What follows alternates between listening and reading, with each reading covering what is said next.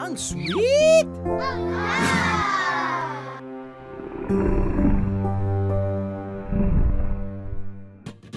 Pero kung usapang sweet lang naman, di na magpapahuli ang mga ito. Hindi na ba kayo makapaghintay? Kung hindi na, let me give you what you deserve. What you guys deserve.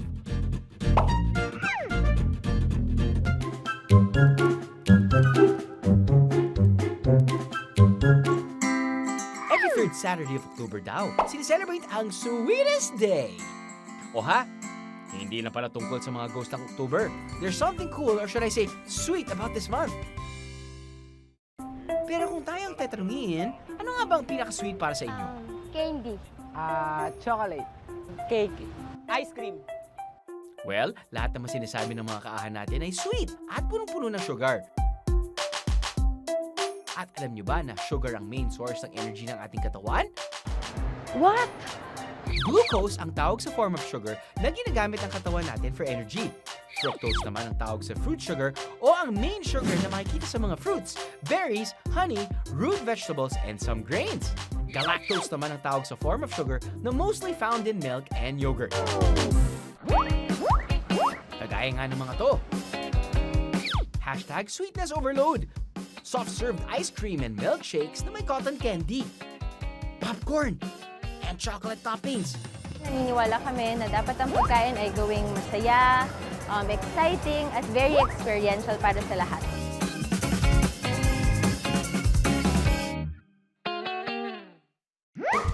Alam niyo ba na kaming mga lemon, mas matamis kaysa kay strawberry? Eh di ikaw na ang mas sweet. Ops, wag na kayo mag-away. Dahil kung pagiging matamis lang naman, number 1 ako dyan. I'm the sweetest fruit on earth. Alright? Nagmula pa raw sa Japan ang inspiration ng cheese toast na to.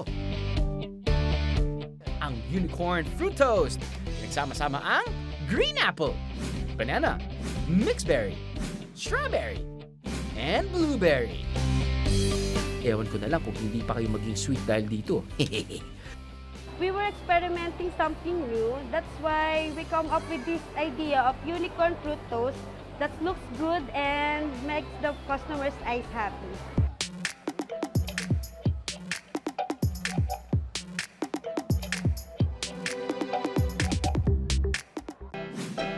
Kami ang isa sa pinakasikat na dessert sa buong mundo. Pero, alam niyo ba kung bakit butas ang gitnang part namin?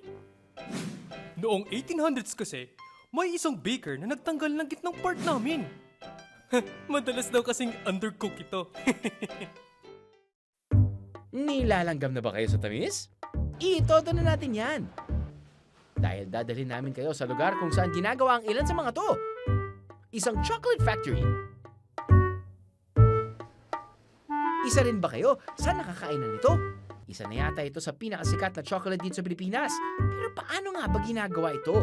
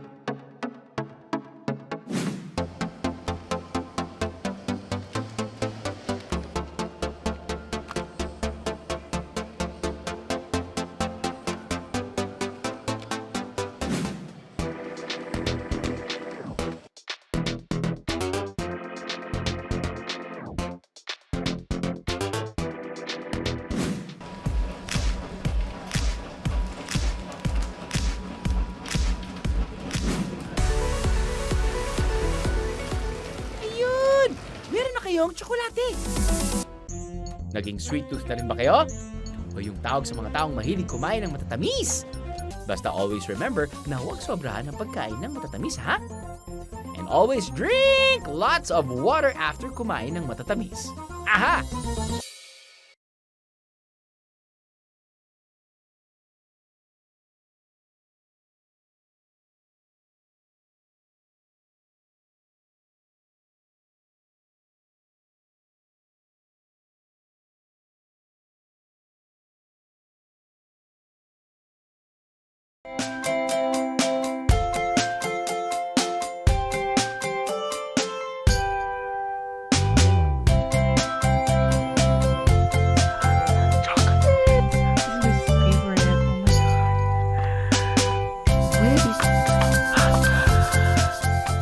Malagos Golden Ticket! Woo! Invited ako, mga kapitbahay! Woo! Pupunta talaga ako dito right now! Oh, tabi-tabi, mga kapitbahay. Pupunta ako sa Malagos Chocolate Museum! Heads up, chocolate lovers! Ngayong umaga, dadalhin namin kayo sa lugar na tiyak na kagigiliwan nyo.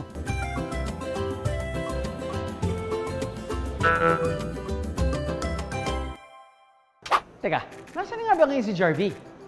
Mga kaaha, ngayong umaga kasi mga kasama natin siyang mag-tour sa first ever chocolate museum in the Philippines, sa chocolate capital of the Philippines. Alam niyo ba kung saan yon? Tama, sa Davao City. Noong May 27, 2021, opisyal na idineklara bilang chocolate capital of the Philippines ang Davao City. Habang ang buong Davao region naman bilang cacao capital of the Philippines. Iginawad ito bilang pagkilala sa lugar na pinakamalaking pinagkukunan ng kakao sa bansa at bilang pagkakilala rin sa kontribusyon nito ng world-renowned chocolate producer ng Pilipinas. Kuya Drew, nandito na po ako sa Malagos at ang nasa likod ko ay ang Malagos Chocolate Museum.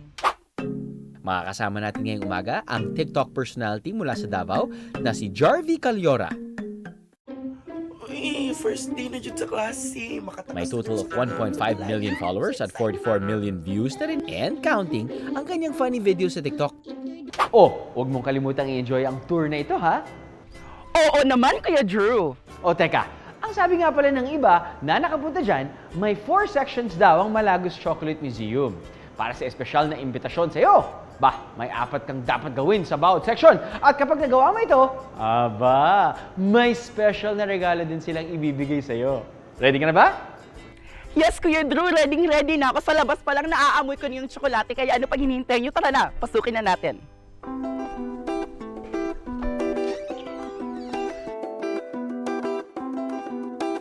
March 2017, nang maitayo ang Chocolate Museum at ito ang unang museum sa bansa na dedicated sa tsokolate. Ang attraction na ito ay nasa pangangalaga ng Garden Resort na pag-aari ng Fuesta Espina family. Complete tree-to-bar tour experience ang hain nito sa masa.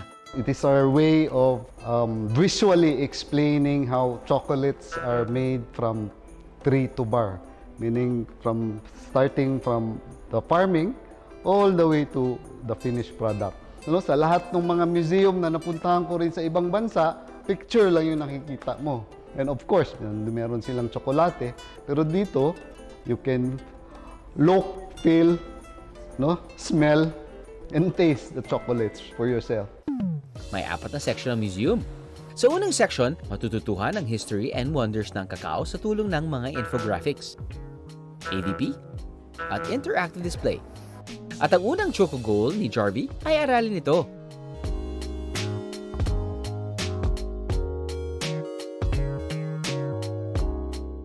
So alam niyo ba, ito yung sinaunang gamit sa paggagawa ng chocolate. So, ano talaga nila dito na preserve talaga nila yung gamit.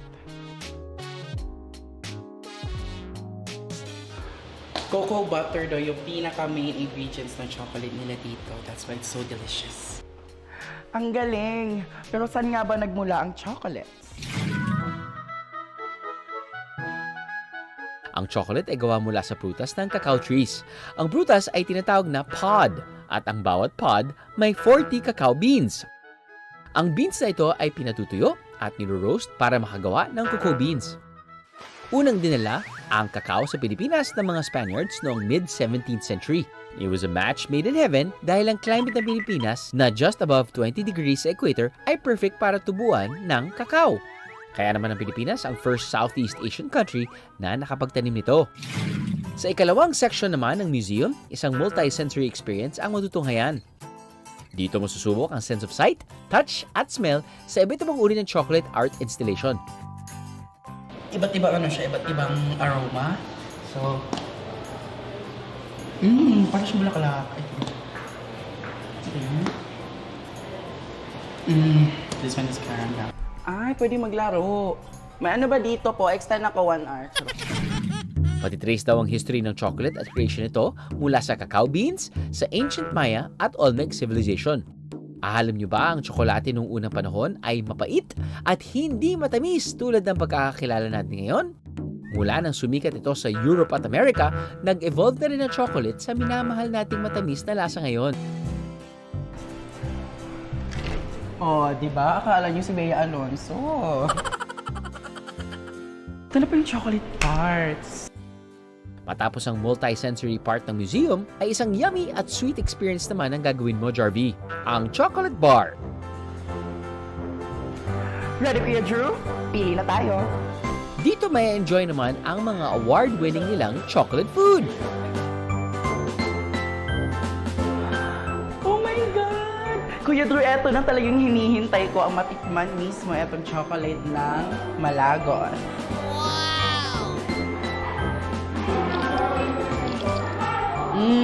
It's so good. Kaya natin itong cookie.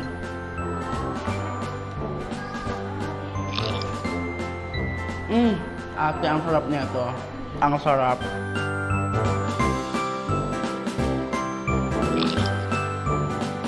Ito ang pinaka-favorite ko. Kasi may crispy siya. Okay.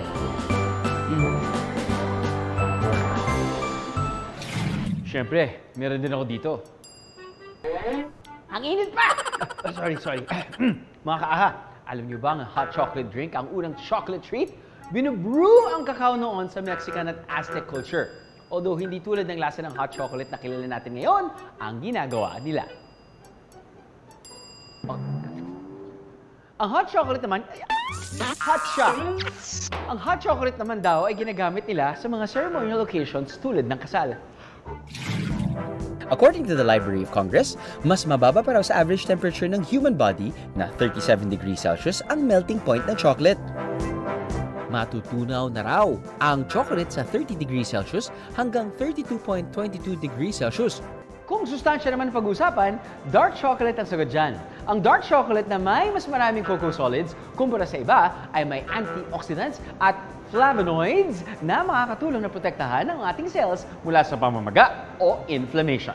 Ini-improve din ito ang brain function at binuboost ang ating immunity at cardiovascular health.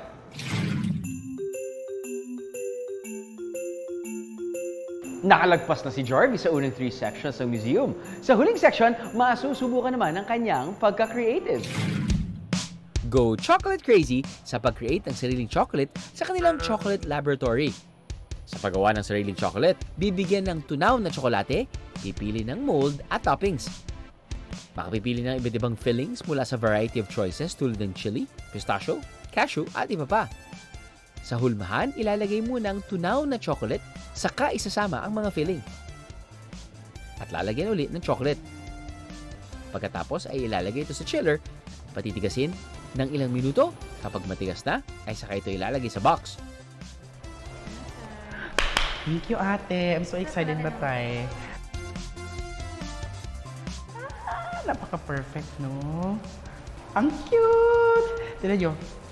Perfect yung pagka-heart ko, no? Kayo talaga yung na-underestimate nyo yung heart ko kanina. Uy, napaka-satisfying niya pagtanggal. Tignan nyo. Oh, di ba? ASMR. Close natin. Ayan, Malagos. Ngayong nakompleto mo na, Jarvie, ang buong tree-to-bar experience ng Chocolate Museum, eto na ang special na regalo para sa'yo. Sa hatid na chocolatey goodness ng Chocolate Museum, tiyak na mag-e-enjoy ang lahat. Hindi lang sa lasa, kundi sa matatamis na impormasyon na pwedeng matutuhan dito. Aha!